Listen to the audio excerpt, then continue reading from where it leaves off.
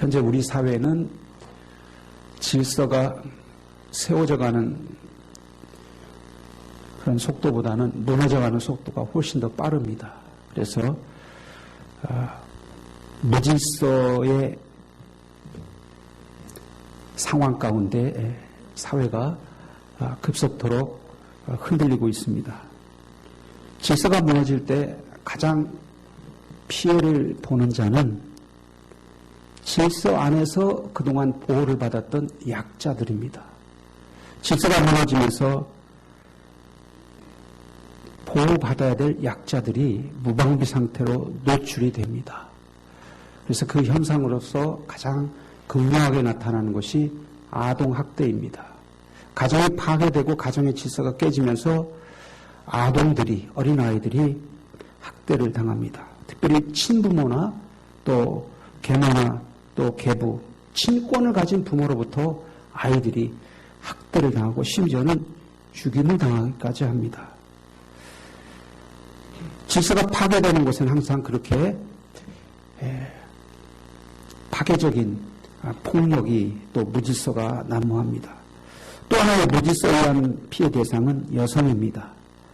사회 질서가 급속히 파괴되면서 남성들에 의한, 힘 있는 자에 의한 힘없는 여성들이 피해를 보고 있습니다. 지금 SNS에서, 인터넷에서 뜨겁게 댓글이 올라오는 것은 강남역에서 23살 먹은 젊은 여성이 살해를 당한 거예요. 뭐 관계가 있어서, 원한이 있어서 그런 게 아니에요. 여자한테 나는 무시당한 것 같다. 그래서 여자를 보면 충동적으로 죽이고 싶다라는 그 이유로 아무 생면무지, 아무 관계 없는 생명을 죽이고 말았습니다. 여러분, 질서가 파괴된 상황에서 강자만 보호받느냐? 그렇지 않습니다. 질서가 파괴되면 모든 사회 구성원은 언제 당할지 모르는 묻지마 폭력 앞에 그대로 노출되게 됩니다. 그러나 하나님께서는 우리를 창조하실 때, 또 인간의 사회를 구성하실 때 질서 있게 만드셨습니다. 하나님의 섭리 질서 안에서 살아갈 때 그 안에는 평안이 있습니다. 그 평안의 상태를 성경은 샬롬이라고, 평화라고 말하고 있습니다. 그러나 인간의 죄를 범하면서 질서가 깨지기 시작했고, 그 무질서의 가운데 인간의 탐욕이 작동하기 시작하면 내가 먼저, 또 나만 살자라고 하는 욕심이 앞서게 됩니다. 우리가 이제는 그런 사회로 나가서는 이 사회가 희망이 없습니다. 소외가 많고 나만 잘 살 수 있는 그런 사회로 갈 수가 있겠느냐 하는 것이죠. 인간은 더불어 살아가도록 하나님께서 만드셨습니다. 그래서 성숙한 사회, 또 질서 있는 세상으로 가려면 우리가 질서와 조화로운 삶을 살아내야 됩니다. 이런 질문을 가지고 오늘 말씀을 함께 나누고자 합니다. 오늘 34절의 말씀에 보면 아주 극단적인 말씀을 주십니다. 34절에 여자는 교회에서 잠잠하라 라고 말씀하고 있습니다. 이 말씀 성구를 가지고 오랜 세월 동안 교회 안에서 여자를 무시하거나 비하하거나 또 여자에 대해서 이제 교권, 여자가 이제 목사가 되거나 안수받는 것에 대해서 거하는 그런 성경 본문으로 삼곤 했습니다. 그러나 오늘 본문의 말씀을 자세히 우리가 전 문맥과 고린도교회의 상황을 고려해서 해석하고 적용하면 이것은 문자적으로 무리하게 적용한 거라는 것이죠. 교회에서 잠잠하라라는 그 말 바로 앞에 우리가 말씀이 있습니다. 그 33절의 끝절에 뭐라고 말씀하고 있냐면 모든 성도가 교회에서 함과 같이라고 말하고 있어요. 교회에서 여자가 잠잠하는 것은 여자만 잠잠하는 것이 아니라 교회 안에서 무질서한 상황, 그 고린도 교회에 특별히 여성 은사자들이 그렇게 교회 안에 예배드릴 때 무질서의 그런 아주 가운데 크게 문제가 됐던, 그래서 바울은 꼭 집어서 말하는 것이지, 특별히 모든 여성에게 교회에서 잠잠하라고 하는 것을 보편적으로 적용하는 것은 무리 있는 잘못된 해석이다라는 것이죠. 자, 우리가 성경에서 남자나 여자나 또 종이나 자유자나 그리스도인이나 이방인이나 모든 성도에게 주시는 대원칙, 인간의 인권에 대해서 주시는 대원칙은 뭐냐면 갈라디아서 3장 28절의 말씀입니다. 너희는 유대인이나 헬라인이나 종이나 자유인이나 남자나 여자나 다 그리스도 안에서 하나이니라 라는 것이죠. 여성을 한번 생각해 보면 예수님의 십자가의 사건까지 끝까지 동행했던 자들은 여인들이었습니다. 그리고 부활한 다음에 그 부활의 소식, 부활의 무덤에 찾아가는 자들도 여인들이었습니다. 덕분만 아니라 창세기에 보면 하나님께서 아담을 창조하시고 아담이 홀로 사는 것이 좋지 못해서 그에게 돕는 배필로서 하와 여자를 허락해 주십니다. 그럼 돕는다라고 성경이 분명히 돕는 자로서 여자를 주셨다는 거예요. 누가 도움받는다는 얘기입니까? 예, 남자가 도움받는다는 거예요. 그러면요, 강자가 도움을 줄 수 있습니까? 약자가 도움을 줄 수 있습니까? 예? 누가 강하다는 거예요? 예, 거기까지는 제가 더 이상 진행하지 않겠습니다. 자, 이런 의미에서 여자는 교회에서 잠잠하라. 그런데 이 당시 고린도교회에서 여자의 인권이라는 것은 아주 보잘것없었습니다. 심지어 유대인들은 기도할 때 하나님, 제가 여자로 태어나지 않은 걸 너무나 감사합니다, 이렇게 기도드릴 정도로 여성에 대해서 인권은 아주 무시됐던 것이죠. 여자가 아침에 빵을 굽다가 빵을 태워도 이혼감이었어요. 그러니까 아주 여자 인권이 굉장히 보장되지 않았습니다. 그런데 고린도 교회에 성령의 은사가 임하니까 그 잠잠하고 짓밟히고 엉망했던 여성들이 그 성령의 충만한 은사 가운데 말씀을 선포하는 거예요. 그런데 그 말씀을 선포하는 것이 고린도 교회 당시의 예배라고 하는 것은 오늘날 우리처럼 이런 예배가 아닙니다. 뭐 신학교가 있어서 정식으로 신학대학 나와야 되고 또 인턴을 거쳐야 되고 임직식을 거쳐야 되고 이런 절차가 있는 게 아니라 성령의 감동이 되면 그 자리에서 말씀하는 거예요. 누구든지 그렇게 말할 수 있는 거예요. 오늘날로 말하면 어떤 예배와 유사하냐면 구역 예배라고 생각하시면 돼요. 그냥 가정에서 모여서 예배 드리는 거예요. 근데 예배 드릴 때 지난번에 바울 사도가 왔을 때는 이렇게 말했어 라고 또 사도의 가르침을 얘기도 하고, 아니야, 지난번에 베드로 사도가 왔을 때는 이렇게 말했어 라고 말하기도 하고, 아니야, 내가 기도 중에 구약 말씀을 읽으니까 그 말씀은 이런 것이야 라고 하면서 서로가 그 받은 은혜대로 나누는 것이죠. 나누는 것이죠. 그게 예배였어요. 그런데 그 예배 가운데 남성이 부부가 함께 참석했습니다. 그런데 남자가 예언의 말씀을 선포합니다. 예언의 말씀이라는 것은 오늘날 말하면 설교를 말하는 거예요. 성경의 말씀을 깨닫고 그 말씀이 교훈하는 바는 이런 것이야 라고 하는 설교와 비슷한 거예요. 근데 그렇게 말씀의 교훈에 대해서 남편이 선포하는데 부인이 그러는 거예요. 아니야, 당신 말하는 거 틀렸어. 내가 성령님께서 나에게 주신 감동은 그게 아니야. 이렇게 딱 남편의 말에 대해서 브레이크를 거는 거예요. 그럼 남자가 가만히 있습니까? 그 당시에 여자의 인권은 어땠어요?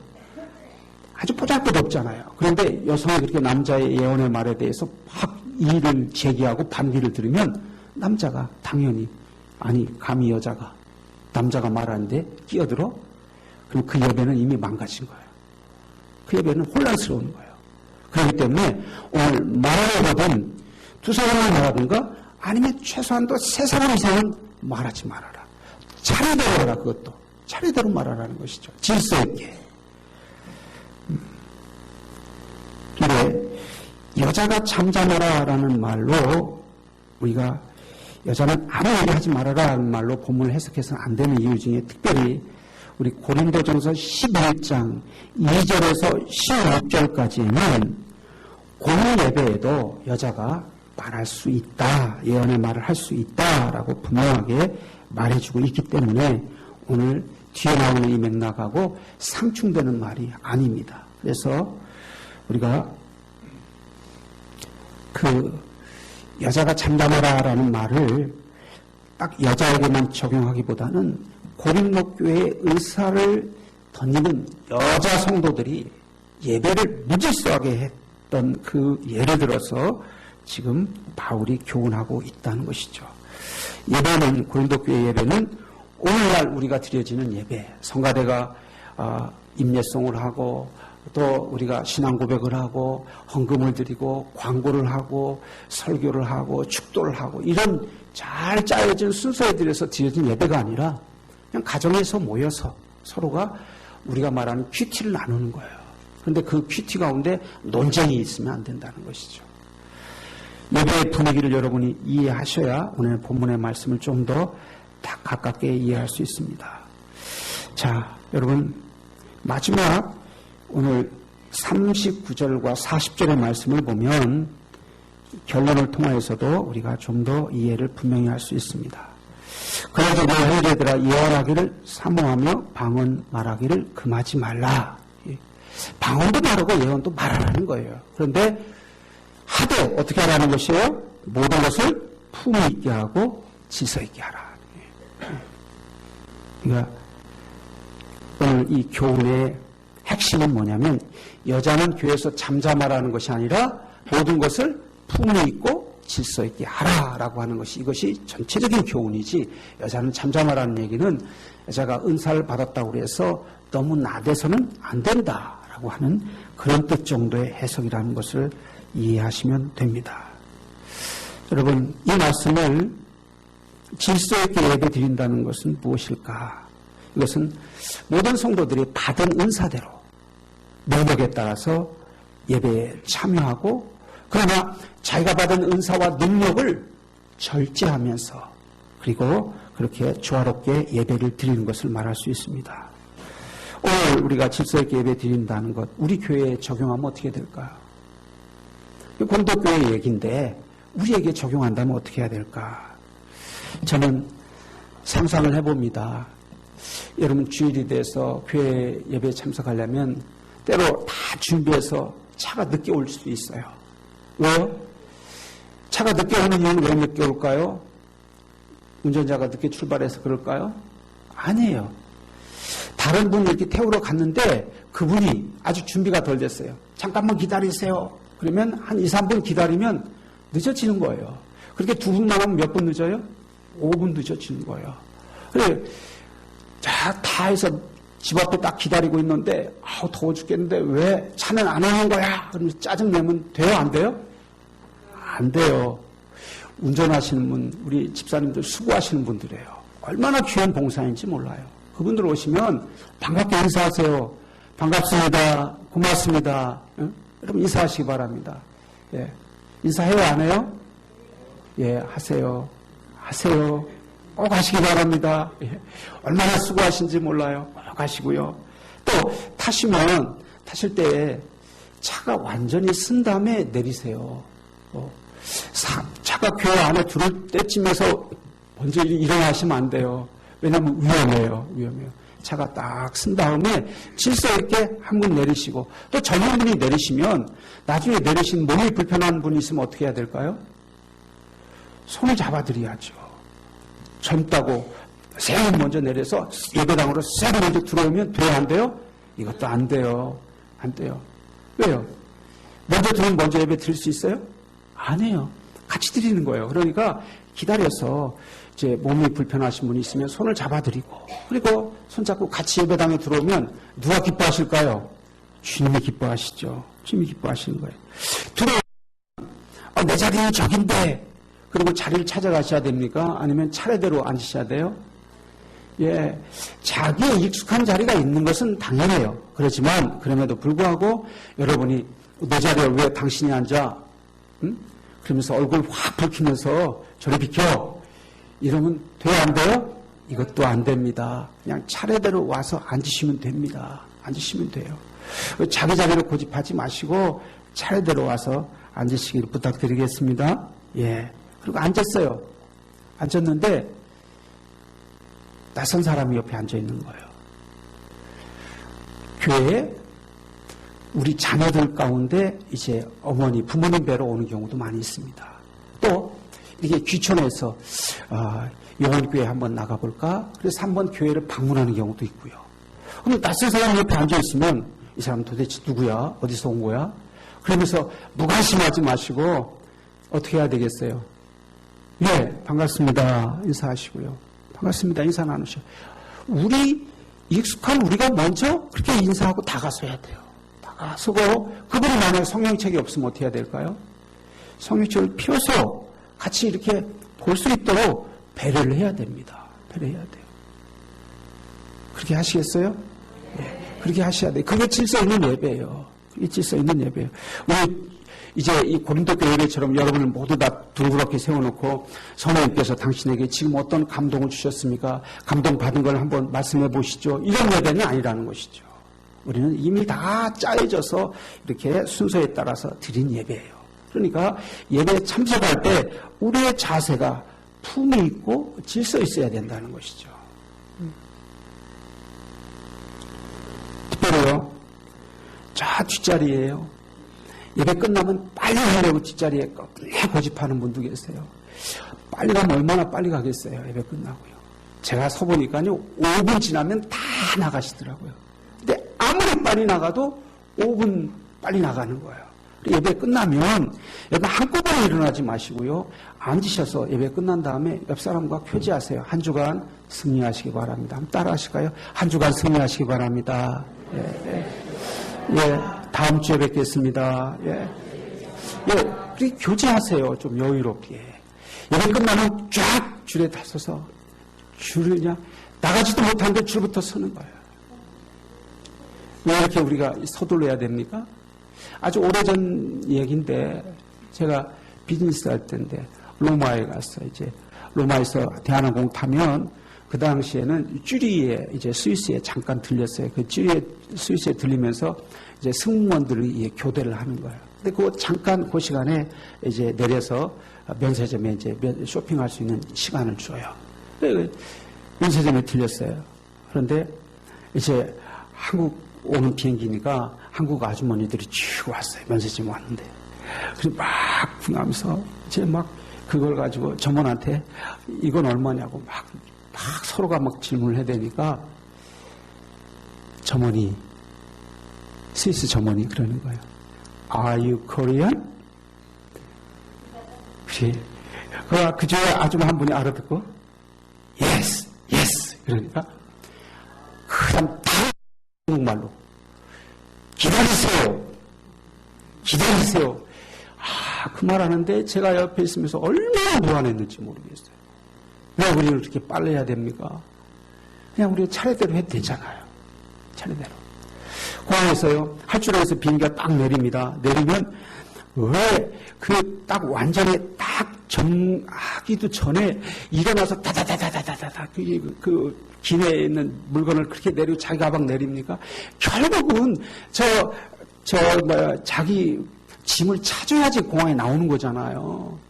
근데 그 자기가 기내에서 아무리 빨리 나간다 해도 자기 짐이 있는데 그 찾기 전에는 못 나오는 거예요. 왜 이렇게 서두르야 되는지. 이제는 우리가 좀 품위를 지킬 때가 됐습니다. 이제는 우리가 또 질서 있어도 될 만한 때가 됐습니다. 예. 여러분, 우리가 이제는 덕을 세우는 자로 살아갈 수 있기를 주의 이름으로 축원합니다. 덕을 세우는 자라는 얘기는 뭐냐면,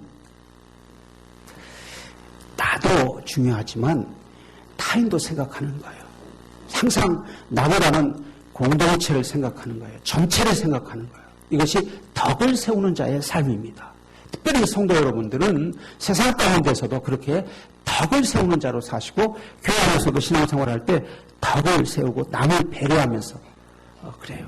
봉사하시고 헌신하실 때도 나만 하려고 하지 마시고 차례대로 내가 누구에게도 헌신할 수 있는 기회도 주고 또 헌신하면서는 또 열심히 함께 더불어 하세요. 혼자 하려고 하지 마시고. 그것이 질서 있는 것이고 품위 있는 신앙생활입니다.